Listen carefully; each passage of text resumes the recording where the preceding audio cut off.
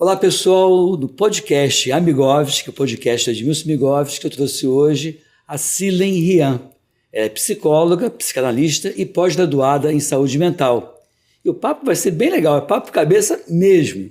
Então, já adianto que toda terça-feira a gente coloca um podcast novo na TVC, também no YouTube, também na TVC, e também no nosso YouTube, no canal YouTube, que é o Edmilson Migovski. Então, vocês não perdem por esperar. E outra coisa, não esqueça de curtir, de propagar essa informação, porque, afinal de contas, informações de saúde, sim, são capazes de salvar vidas.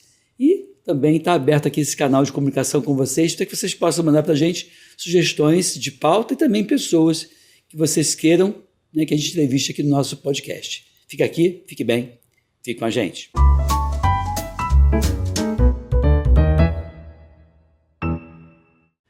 Pois é, a Silen, né? A Silen é um nome diferente, Rian também é um nome diferente, psicóloga, psicanalista, mãe, empreendedora, atleta, né? Um monte de coisa que ela providenciou aqui nos bastidores. E teve um tempinho para nos encontrar aqui, eu fico muito feliz. Obrigado por ter vindo aqui no nosso Amigovski, que é o nosso podcast aqui da TVC. E fala um pouquinho sobre você, né? A Silen. Me diz. Bom, pode me chamar de Si, né? Si, opa, Edmilson, facilita. por favor. Tá bom. Vamos lá. Obrigada pelo convite. Eu acho que somar saúde para esse mundo é incrível. Parabéns pelo trabalho. Obrigado. Né? Bom, você falou aí que eu sou mãe, que eu sou atleta, que eu sou psicóloga, psicanalista. Eu acho que ninguém é uma coisa só, né? É verdade. E eu acho que ao longo da vida a gente vai se descobrindo e redescobrindo possibilidades. Claro. E aí eu tô aqui com você pra gente falar de saúde. Legal. Você falou também que a tua pós-graduação foi muito na área da saúde mental e também na questão do suicídio, que é um enorme tabu, né? Porque algumas pessoas acham que se você falar num tema, estimula. Por outro lado, se não falar num tema, negligencie, pode ser que passe batido alguém que esteja precisando de socorro e você não percebeu. Eu queria meio que trabalhar em termos de detecção e prevenção do suicídio, né? Então, eu começo falando uma coisa que é muito comum. Sim. E eu queria ouvir de você a crítica. Eu posso imaginar qual é a tua resposta, mas aquele papo, quem quer se matar não fica dizendo se mata, falso ou verdadeira essa afirmação? Falso. Falso, né? Quer dizer, então, as pessoas podem efetivar isso. Na verdade, é comprovado que as pessoas com esse índice de suicídio, né, as pessoas que cometeram suicídio já tinham falado que eu vou me matar. Sim. Né, e por um uso infeliz que acabam que as pessoas, por não ter mesmo acesso, né, a esse saber, acham frescura. Acha, quem quer se matar, se mata. Não é assim, né? E não é assim, Edmilson. E a pessoa que tenta se matar, assim, pelo que eu percebi das estatísticas, as mulheres tentam com maior frequência. Sim. E os homens conseguem com maior frequência, sim, né? Mas só que a mulher, ou esse paciente, independente de ser mulher ou homem, ele vai tentando e vai, infelizmente, se aprimorando nessa tentativa até que consegue lograr êxito. Ou a falta de êxito por tirar a vida não é uma coisa... Ninguém faz isso porque quer, faz porque está enfermo, doente, está precisando de uma ajuda. Está em desespero. Né? Desespero. É um ato de desespero, né? Então, por isso que eu falo, como que o falar ainda é visto na sociedade como, isso é coisa de maluco. E me diz aqui uma coisa, quais são as pistas que a pessoa deixa ou vai dando ao longo desse percurso, sim, que tem que alertar, né, aquele ouvido mais atento dos familiares? Porque assim... Sim. Quando há um suicídio numa família, eu tenho para mim, não sei se é verdadeiro, mas eu tenho a percepção, né, de que a pessoa se sente culpada. Ou porque pode realmente ser culpada por aquele desequilíbrio daquela pessoa, ou se sente culpada por não ter percebido que a pessoa estava dando dicas, ou, né, não estou legal. Sim, né? Sim. Então, de qualquer forma, a pessoa se sente culpada. Quais seriam essas pistas que a pessoa, que o suicida, deixa e que nem sempre as pessoas percebem? O que eu penso assim, Edmilson, a gente não dá para generalizar, né? Cada família vai ter uma situação ali na casa, não só os familiares, como também os próprios amigos mais próximos podem observar essa situação. Porque hoje em dia é confundido muito uma questão de a pessoa está triste e a pessoa está deprimida. Sim. Então existe essa diferença. Qual é essa diferença? A pessoa está triste, a pessoa... todo mundo está com depressão. Não. Né? Porque a depressão, ela pode sim desencadear esse desejo de morte, no desespero do sofrimento. Então, primeira coisa, fulano tá de frescura, não tá querendo sair de casa. Há quanto tempo que isso está acontecendo? Aconteceu alguma coisa, um gatilho, para que esse indivíduo esteja nessa situação? Sim, perdeu um ente querido, perdeu um emprego, terminou uma relação, teve um problema financeiro, ok, teve um gatilho. Ficou suplente numa eleição, no nosso caso, mas foi sucesso. Ok, você tem o direito, porque as pessoas também, hoje em dia, têm uma questão de angústia na adolescência, porque não se pode sofrer. Como que você está sofrendo? O tempo todo só sucesso, né? Só sucesso. E aí a gente desloca, né, como se fosse uma mágica, esse sofrimento para uma alegria. Não, você terminou com um namoradinho? Mas tem mais 10 menininhos que...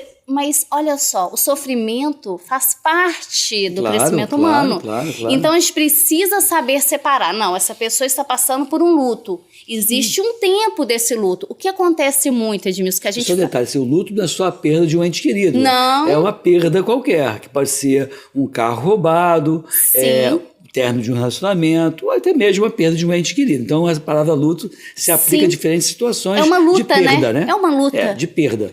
Tudo que você precisa imaginar, Edmilson, quem eu vou ser amanhã sem isso na minha vida? Isso quem? Um namorado, um carro, como você colocou. Né? Então, isso é um luto. É uma luta que eu vou ter que olhar e falar. E agora? Por isso, o que a gente fazia muito quando eu trabalhava com esse grupo de mulheres com depressão?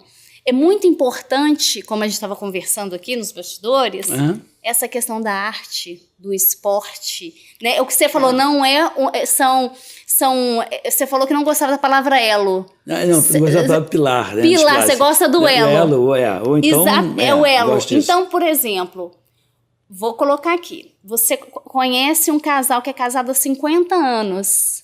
Aí você vê muito o quê? Um dos dois morre, o outro vai embora. Por quê? Porque aquela pessoa só tem aquela segurança na vida. Aquilo é tudo para ela. Então, o que hoje a gente tenta fazer? Vamos ampliar esse leque de possibilidades. Vamos ter o esporte, vamos ter amigos, vamos ter relacionamentos amorosos, vamos ter trabalho, vamos ter a arte, vamos ter um leque, porque um caiu, é o que você falou. Tenta cair sozinho, né? Bem exato. Eu vou balançar, mas eu vou conseguir reerguer.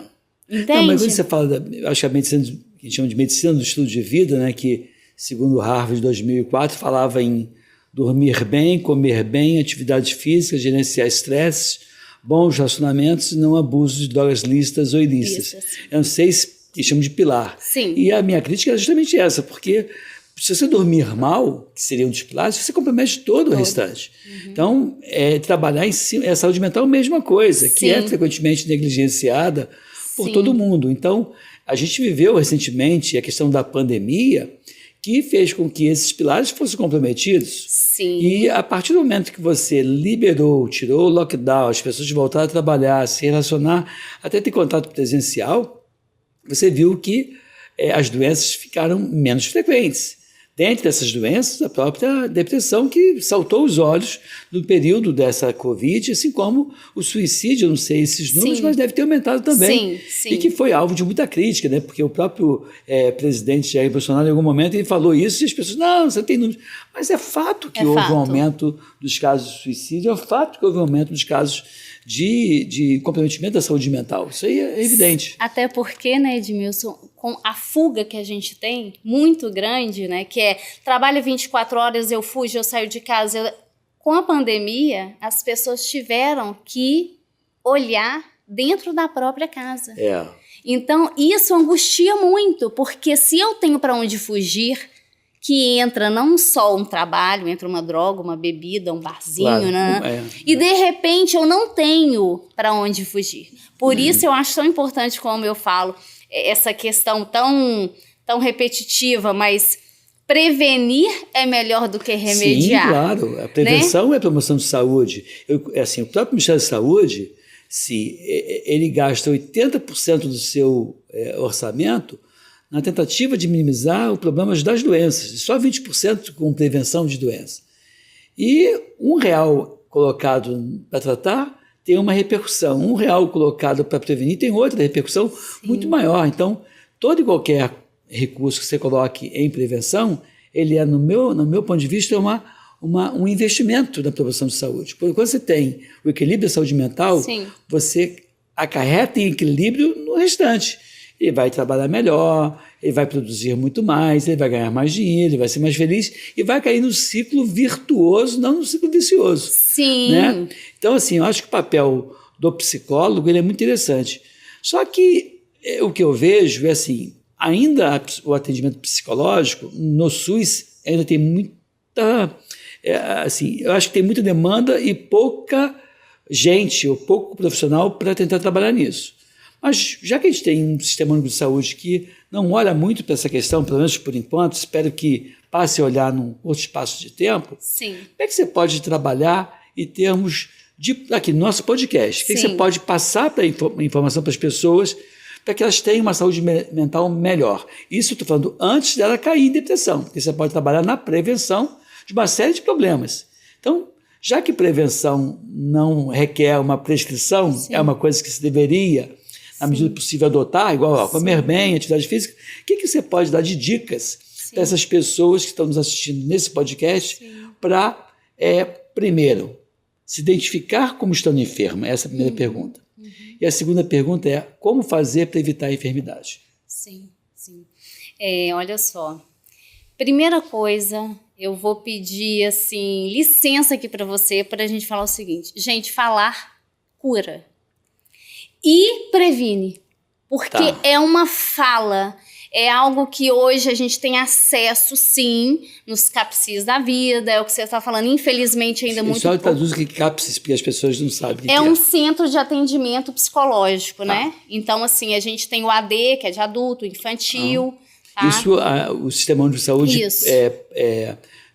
disponibiliza, mas isso depende muito de cada prefeitura. Por exemplo, quando a gente fala para o mundo inteiro, né, você teria que se recorrer à tua Secretaria Municipal de Saúde, que precisa da atenção básica de saúde. Isso aí. E se na tua cidade não disponibilizar, que você comece a pleitear, a reivindicar junto ao teu secretário de saúde que esse serviço seja disponibilizado para você.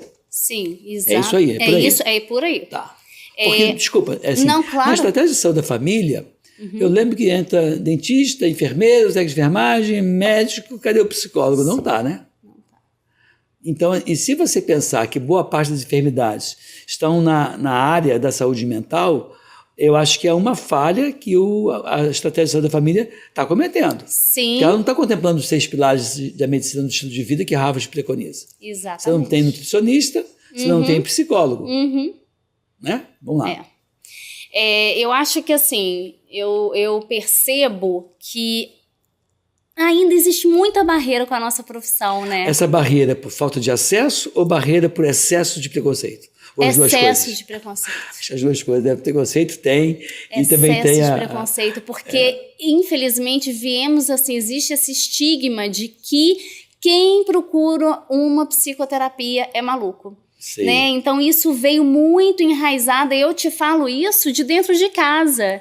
A minha mãe hoje, a gente conversa, mas ela fala, na minha época, terapeuta coisa de maluco. Entendi. Então, assim, é uma quebra de preconceito que quando ela está comigo e a gente conversa, ela até que, eu acho, nossa, é assim. Agora, vamos lá. É óbvio que a gente está falando de uma ciência, psicologia, uma coisa séria, porque também a gente sabe que tem gente aí vendendo milagre, né? Então, eu não estou falando de milagre para ninguém.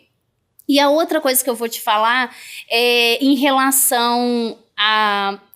Você me pediu itens para que eu possa falar aqui para avisar uma pessoa que está percebendo que algo anda errado ou com ela, ou com algum ente, algum amigo, né? Inclusive, que está tendendo para a questão do suicídio, né? Sim. É importante pontuar isso, porque como a gente não tem como dar o diagnóstico, acompanhar e tratar num podcast, se eu ao final do podcast, já deixar informações básicas para essa pessoa ter uma cultura diferente.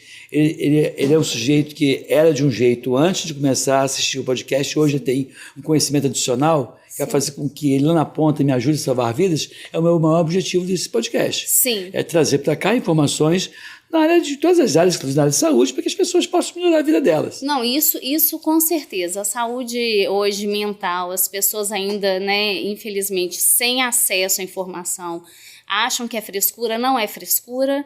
Então, eu gostaria encarecidamente de que pedisse pessoas próximas, ou se essa pessoa tem vergonha, ou se essa pessoa, às vezes, vai até em algum lugar que ela frequenta e as pessoas falam que isso é uma coisa que não... Nossa, você está com coisas religiosas. Pois é. Né, um estigma ali em cima dessa pessoa, e a pessoa está sofrendo de fato, né, e ela não tem com quem verbalizar. Então, assim, se você tem com quem verbalizar, se a sua família está percebendo e está te oferecendo ajuda, maravilhoso. Se você não tem essa família te apoiando, corra atrás de amigos que possam te ajudar a buscar essa ajuda psicológica. Se você não tem família, se você não tem amigo, né? Depois eu vou deixar aqui, agora eu não me lembro de qual era o telefone, existe um disque... A gente vai pesquisar no intervalo, que a gente pesquisa. Exatamente, disque, né? Num desespero, a pessoa pode ligar naquele momento de desespero e um psicólogo... É o CVV, Centro de Valorização da Vida? Algo parecido? Eu acho que é isso, eu acho que é isso. Assim, eu não lembro. E você, na mesma hora, vai ter um psicólogo que vai te escutar. Tá. Então, assim, que você viu é o CVV, né? Que é o Centro de Valorização da Vida, Sim. que é a 188. 188. Isso, esse serviço não é um serviço pago. Não, é gratuito. Gratuito. Sim. E você acha que é uma coisa que é importante em determinados momentos. Claro, a gente poderia colocar como se fosse um SOS mesmo. SOS. A pessoa está ali no desespero, não tem para quem ligar, porque, Edmilson, às vezes a gente pensa muito na nossa situação. Não, mas a pessoa... Tem gente que não tem ninguém. Entendi. Né? Tem gente que realmente está num desespero e não tem ninguém, e as pessoas que são próximas, se ela falar algo sobre, vai piorar a situação. Então, nesse momento, ligue para 188. Você vai ser escutado por um psicólogo, e por mais que a gente não, porque eu estou me incluindo e seria cruel eu me colocar nesse lugar. Falar nesse momento é importantíssimo. Né? Eu não estou aqui de forma alguma eliminando no momento de desespero e sofrimento do indivíduo, medicalizar juntamente com a medicina, né? Claro. Mas eu estou dizendo, num momento de desespero, falar com um profissional da área da saúde e da psicologia pode salvar a sua vida.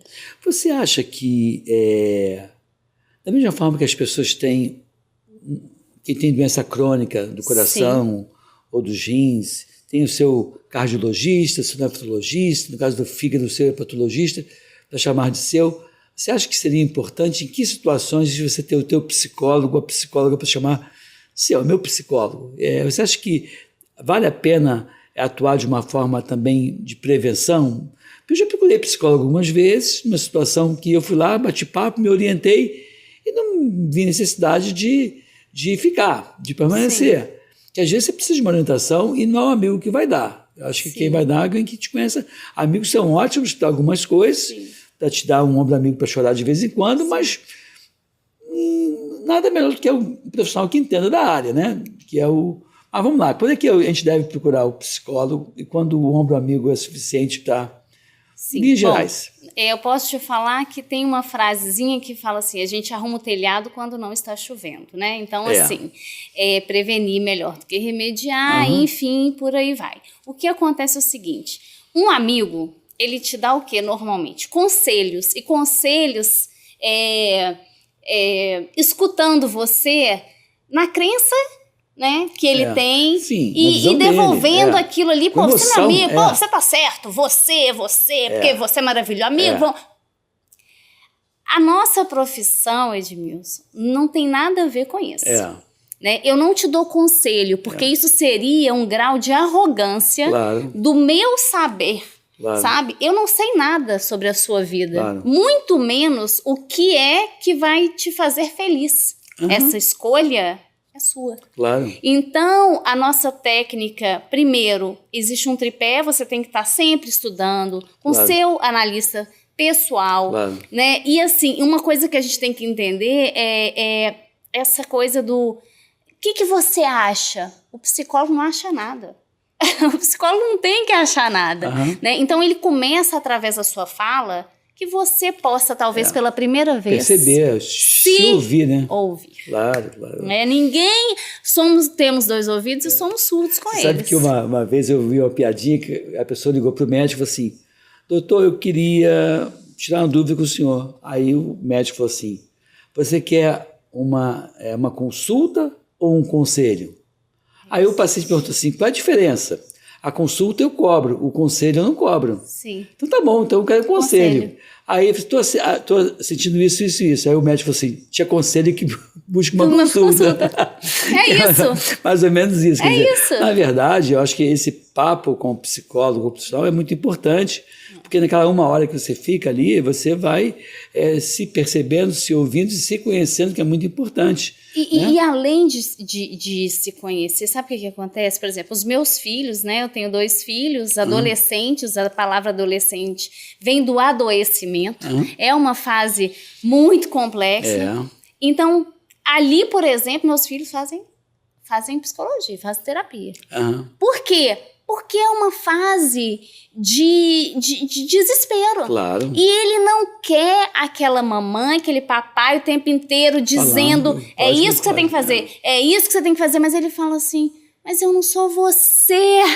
Me desprende, me descolar, sabe? Descolar. Eu não quero ficar colado nesse outro. Então, assim, essa fase a infância tem muito a ver, assim, às vezes... eu vou chamar de sintoma, né? Mas aquilo que fica parecendo um tiquezinho, uma coisa assim, um xixi na cama, né? E outras coisas, gaguejar, enfim. Vem muito dessa questão do sintoma dos pais ali naquela primeira infância, mas na adolescência já começa um vazio de que, peraí, mamãe e papai, eles não vão ser super-heróis? Não vão me salvar? Não vão fazer... Ai, meu professor... Entende? Então, essa angústia... né? Tanto é que na adolescência surgem várias questões, inclusive suicídio, inclusive questões que a gente chegou a estudar e questionar se não era surto de pessoas se autoflagelando. Que é um viés ruim. Muito. Então, se eles estão falando ali, eles conseguem, talvez, ir por um outro caminho, em vez de se machucarem. Claro. Sabe? Por que machuca? Aí isso é palhaçada. Porque o sofrimento é tão grande na cabeça que eles preferem sentir na pele, sabe? Então, isso diminui o sofrimento mental. Então, para quem não tem o mínimo desse saber, que não é normal, ninguém sabe de tudo, ou estuda tudo, isso daí dentro de casa, para uma mãe, para um pai vendo, é desesperador, né? Então, assim, como ajudar meu filho? Meu Deus, meu filho tá maluco. Não, deixa ele falar. São questões mesmo, aflorando ali o ser humano no auge do sofrimento. E ele vai fazer qualquer coisa para tirar essa dor. O suicídio, a gente acabou envenenando o suicídio, que é um papo que sempre me instiga muito. Eu gosto de ouvir e aprender, né? Porque é algo... Toda a morte é muito triste, mas o suicídio eu vejo com tanta... Sou tão solidário a isso, embora eu nunca tenha pensado em relação a mim. Sempre fui de uma forma muito positiva. Mas a questão do suicídio é muito mais comum em mulher do que em homem. Eu acho que sim. A tentativa, pelo menos, né? Sim, porque por uma questão de que... hormonal. Eu acho que podemos dizer hormonal, sim, né? Mulher e homem são diferentes demais, não são? São muito diferentes, né? Assim, são questões... São lógicas totalmente diferentes. São amores diferentes. Olhares diferentes, percepções diferentes. Né? Essa parte escópica, a mulher realmente ela tem... Eu acho que a gente está falando aí da medicina mesmo, dessa questão hormonal, né? E de um todo. Mas existe mesmo essa questão... A mulher, ela, por exemplo, primeiro ela vê a fantasia ali. O homem já vê o desejo, né? Então tem essa troca, mesmo. Depois ele vai pensar em outra coisa, e a mulher já está imaginando o homem, né? Ai, meu Deus, né? Eu entendo que hoje em dia as coisas vêm num outro formato, muitas mulheres, né, lutando pelas suas, pela liberdade, certíssimo e tudo, mas eu tô falando que mesmo assim, a gente vem num viés diferente, né? Por mais que a gente queira ser igual, eu não sou igual nem se eu tivesse uma irmã gêmea. Claro, não dá. Por isso é tão importante a minha profissão. Por quê? Porque você senta na minha frente, você conta um caso muito, mas muito parecido com um paciente que acabou de ir embora. Eu vou... igual. Não, Jamais. Jamais. Né? Jamais. Quer ver uma coisa? Você falou assim, qual a diferença de um amigo, sentar com um amigo? E com o psicólogo. Você senta com um amigo... Putz, já passei por isso. Nossa, eu sei o que você está passando. Nossa, olha, exata... Você nunca sabe. Não sabe. E jamais vai ser igual. Sabe. Jamais. E teve uma vez um filme que eu assisti, um filme brasileiro, se não estou equivocado, chamava-se Boca de Ouro. Que era uma história que acontecia e era contada a mesma história por diferentes pessoas. E era interessante que... vou anotar, gostei. Boca de Ouro. Salvo engano, a minha parte, até por Tarcísio Meira, é antigo. E aí era engraçado que ele era um bandido, um contraventor, e que a morte dele foi contada por várias pessoas totalmente diferentes, desde o covarde até um herói. Quer dizer, dependendo de quem olha, o problema pode ser o mesmo, mas a interpretação era diferente. Por quê? Isso é uma bela de uma história, uma bela de uma resenha. Não importa o que eu falo da boca para fora, porque é o que você escuta do ouvido para dentro. Isso é muito diferente. Então, o que acontece muito, a gente fala assim, casamento. Vamos falar de casamento, vamos colocar esse assunto aqui. Não de assunto. Vamos embora. Qual é o grande problema quando a gente casa? Porque eu estou te prometendo o que eu estou falando da boca para fora.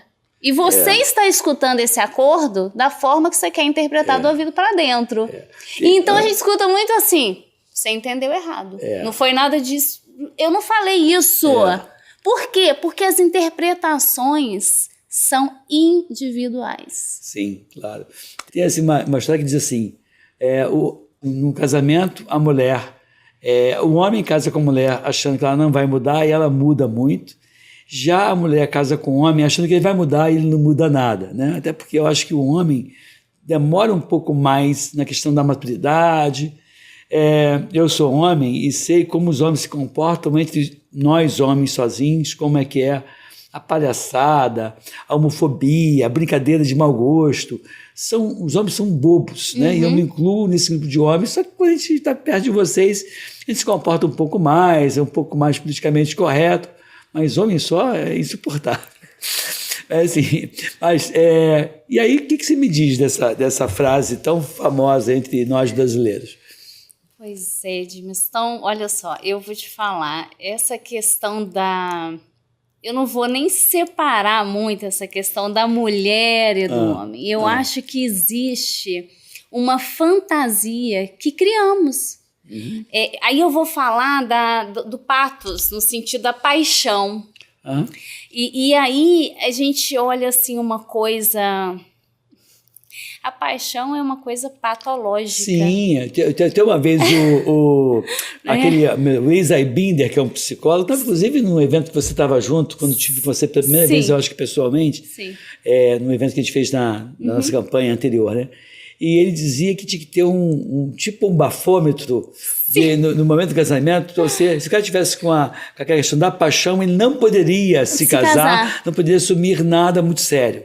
E aí ele fazia essa crítica à questão da paixão, é como se fosse uma droga que altera o julgamento das pessoas. Então, sim, é uma patologia, na verdade, no sentido assim, do patos, no sentido, sei lá, patético da lógica. Sabe? Seria uma coisa meio isso. Por quê? Porque eu não vejo você. Eu vejo o que eu quero que você seja. Então, naquele momento, eu fico surda e eu fico cega. E aí, você escuta muito, assim, ao seu redor da sua família ou de amigos, assim... amiga, vem cá. O que você viu essa pessoa? Você tá maluca? Você tá maluca? Tô. Tô louquinha por ele. Exatamente. Então, assim, e aquilo, o que acontece? Eu costumo dizer, quando passa essa paixão, você tá tomando banho e ela vai escorrendo pelo ralo e indo embora.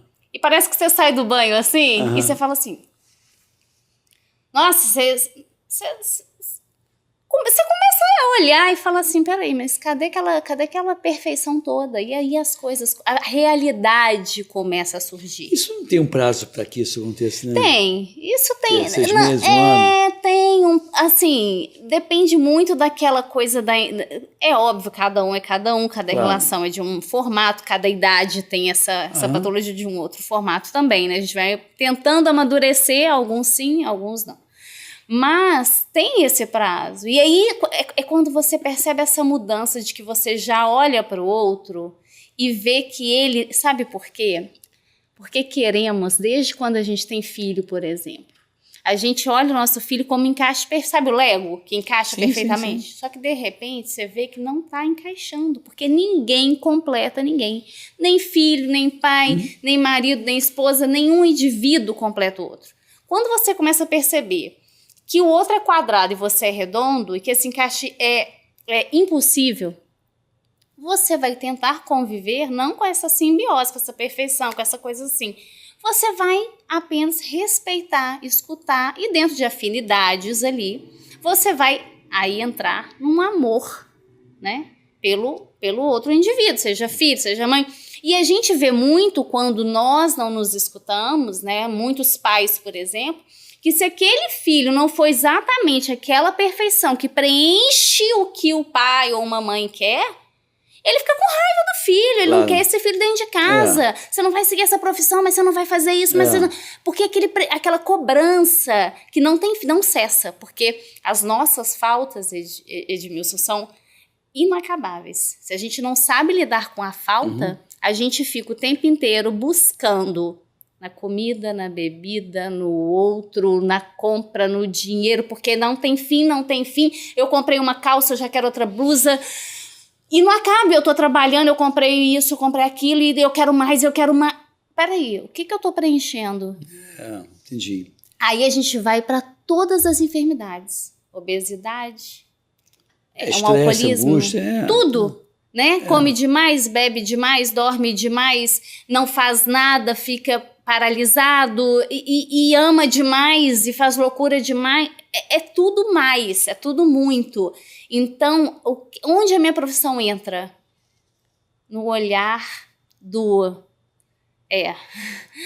eu acho que eu tô comendo muito, eu acho que tá, né? E aí vai na fala, vai se deslizando, vai se deslocando, vai se repetindo, vai se ressignificando. Sim. Esse vazio que não cessa. E você hoje, assim, como psicóloga, você vê que outras atividades do dia a dia ajudariam na saúde mental, além, obviamente, de ter esse apoio do psicólogo, eventualmente. Que outras coisas você acha que poderiam ser colocadas em práticas ou incorporadas na vida da gente? Eu falo assim, eu acho que a gente tem que aprender a caminhar junto, né? As profissões. Então, eu acho que sim. Alimentação, a gente anda com a nutrição. Sim. A medicina, né? Onde a gente tem essa área da saúde mental muito forte na psiquiatria, que tem que andar junto com a nossa fala da psicologia. A gente tem a parte da arte, né? Um esporte, a dança. Atividade física é muito importante. Assim, o esporte físico, eu sou, né, assim, complicado para eu falar disso, porque eu sou atleta e você sabe, então eu sou alucinada com o esporte, onde eu acho que a dança me tira também das minhas questões, me faz, é o que eu te falei, deslocar e ressignificar as minhas questões. A questão, né, daquele hormônio da felicidade, endorfina, é liberado enquanto você, serotonina, tudo é liberado enquanto você está com atividade física, e não só comendo chocolate, né, e sem os eventos adversos de comer chocolate em excesso. A atividade física é fundamental. Não, e para tudo, né? Não, e assim, uma coisa que eu deixo bem pontual, assim, eu acho que várias pessoas que têm 70 anos, 75, 80 anos, 85... Gente, eu falo pra minha mãe com 70 e poucos anos agora, eu falei, mãe, é ladeira acima. É você com você. E nunca tem isso de que, mas agora eu vou começar, agora vai começar, entende? Então, assim, é uma caminhada, é um tricô, é uma dança à noite. O ideal é começar logo, mas antes tarde do que nunca. Com certeza. Isso para tudo. O brasileiro, o Rafael Pimentel, que trabalha comigo, que é nosso coordenador da nossa campanha, quando eu fui candidato a deputado federal pelo PL Rio de Janeiro, ele gostava muito de ouvir isso, que eu dizia assim, o brasileiro fica metade da sua vida destruindo a sua saúde, a outra metade tentando recuperar, e nem sempre consegue. Então, o ideal é você ter que se trabalhar preventivamente. Sim. Então, são essas atividades. Como é que você vê... E aí, de novo, o psicólogo não está na estratégia da saúde da família. Como é que você, se você tivesse que...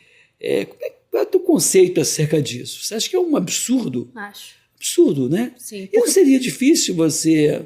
Acho que é mais uma coisa, que se você coloca o psicólogo, certamente você vai reduzir gasto com o alcoolismo, com o tabagismo em excesso, com relacionamentos frustrados, com drogas para depressão, para ansiedade, assim por diante. Então, o psicólogo ele entra de novo, não como uma despesa, e sim como um investimento na promoção de saúde.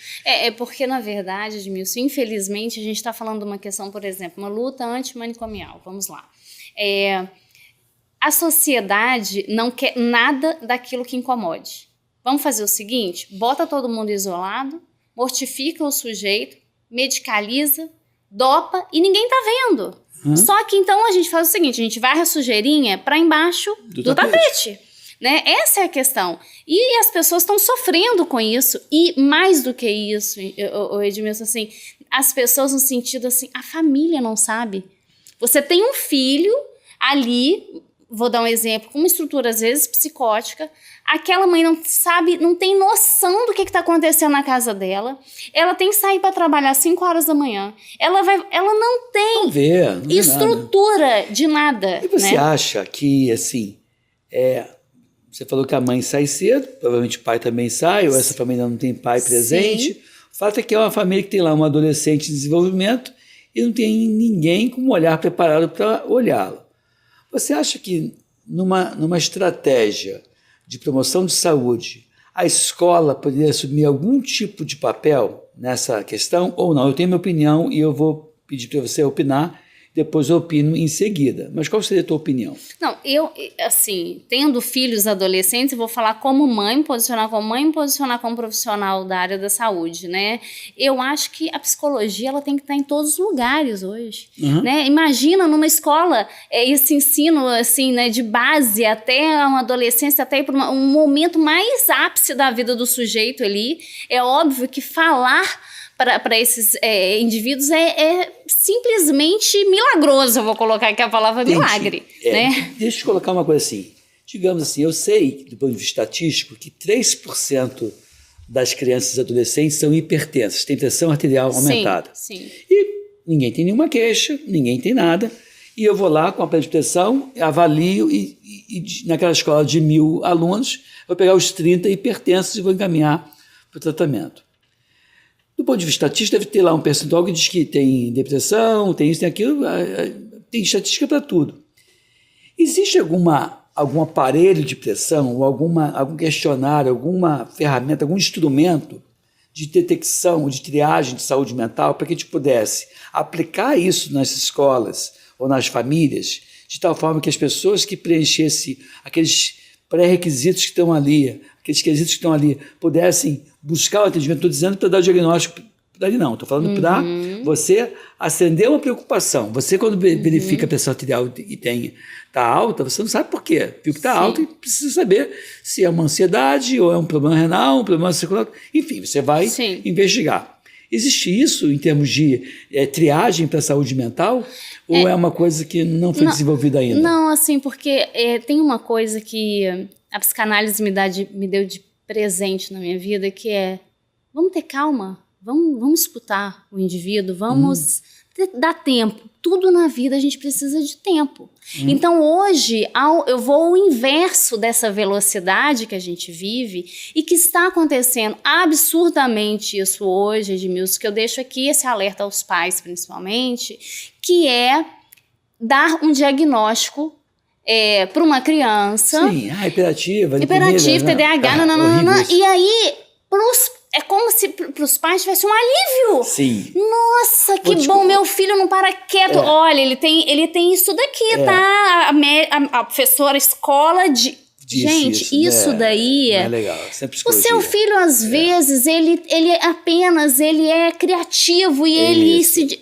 Então, deixa eu dar duas histórias, tempo. então. Uma história, eu, quando era criança, eu acho que eu sou um cara inquieto, né? Mas, assim, sempre fui muito estudioso. E aí, muitos anos atrás, a gente falava de criatividade.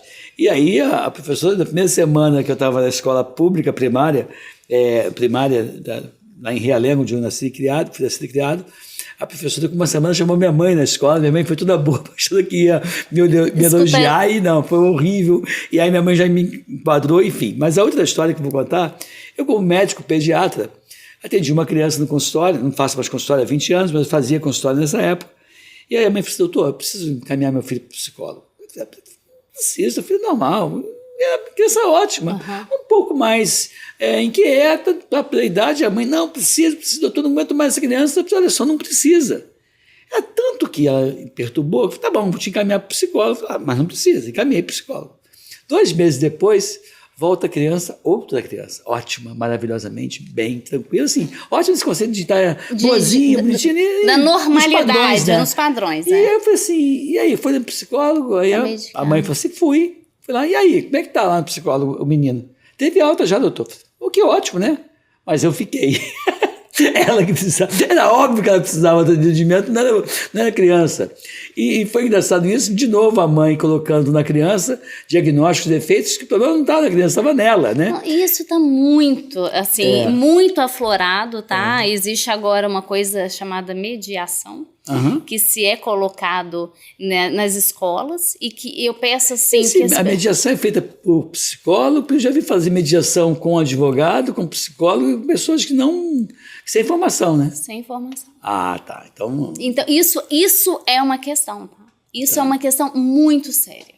Porque, é o que eu te falei, a gente tem uma ética a seguir e não existe um psicoterapeuta que nunca tenha feito sua própria terapia pessoal. Isso é base, né? Só que isso não é cobrado nas faculdades. Ah, entendi.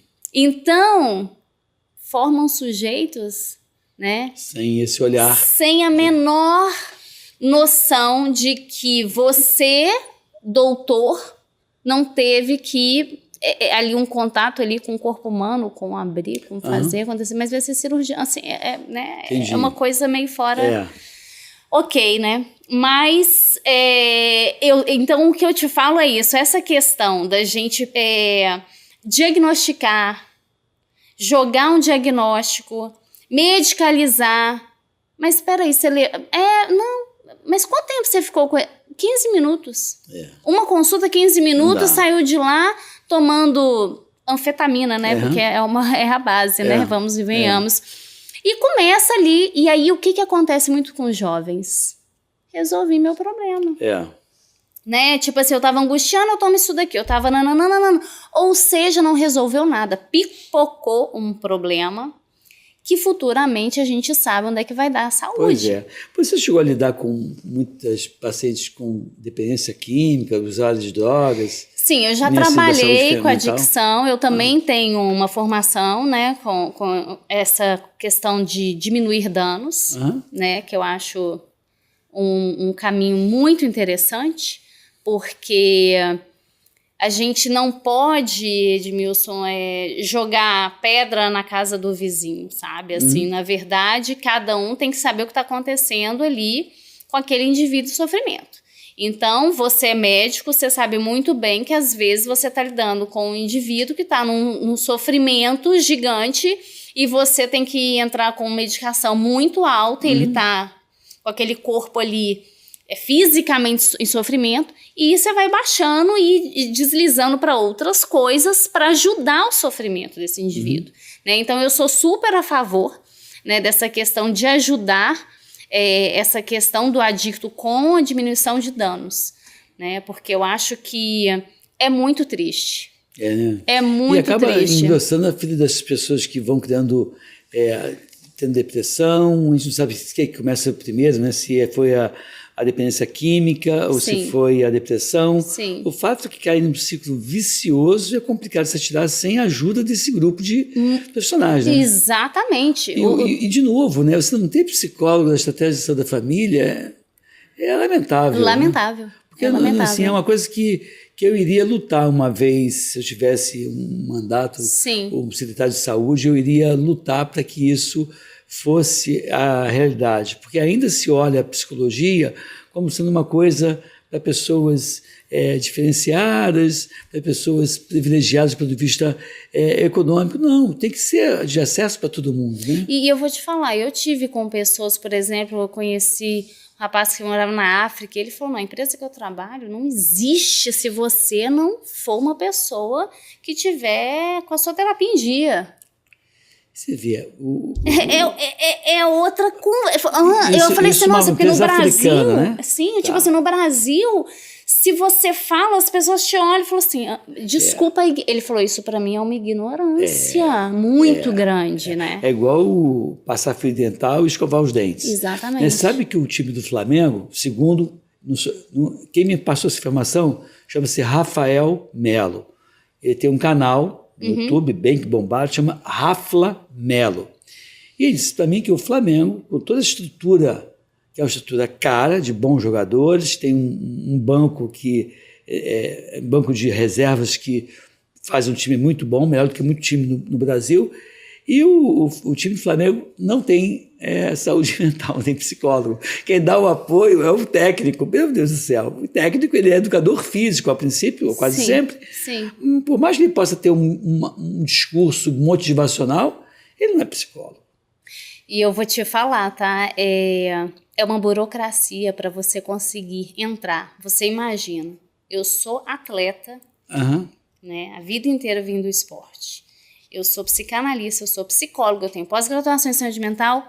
Vai entrar em um time para você trabalhar. Não tem jeito. Entende? Como, assim, e o porquê. Quem sabe se o pessoal do Flamengo, do Fluminense, do Vasco, do Corinthians, São Paulo, Santos, né? O pessoal do Nacional, Grêmio, assiste aqui nosso podcast e, de repente, chama para uma conversa. Porque, na verdade, as pessoas não conseguiram entender que o ser humano não é só o físico. De novo, você acha que esse time, digamos que o que o Rafael Melo falou seja verdadeiro, ou continue sendo verdadeiro, porque a gente nunca sabe se já houve mudança interna ou não nesse time, mas você acha que essas coisas não ocorrem? No caso do Flamengo, não é por falta de investimento. Não. Você acha que é por ignorância ou por preconceito? Será que os dois não andam de mão dada? Pois eu acho também. Deve ter um percentual de cada um desses. Né? Eu porque acho que os dois andam de mão dada. Dinheiro, né? Até porque você botar um psicólogo para fazer triagem não custa nada quando você compara com um time desse milionário, com uma estrutura bem montada. Porque aí a gente, mais uma vez, eu vou te falar, sabe, Edmilson, a gente veio com uma questão, não estou aqui para criticar, mas é uma profissão que está muito em alta, chamada coach. Sim. Né? E que as pessoas acham que coach é terapia, e não é. Né? Então, assim, não vamos confundir Lé com Cré. Porque eu não posso dizer para 11 jogadores que ele tem que correr igual... Se ele correr igual o Zezinho, o Máriozinho, o Fláviozinho, o Zezinho, ele vai fazer 5 gols igual o Romário. Não vai!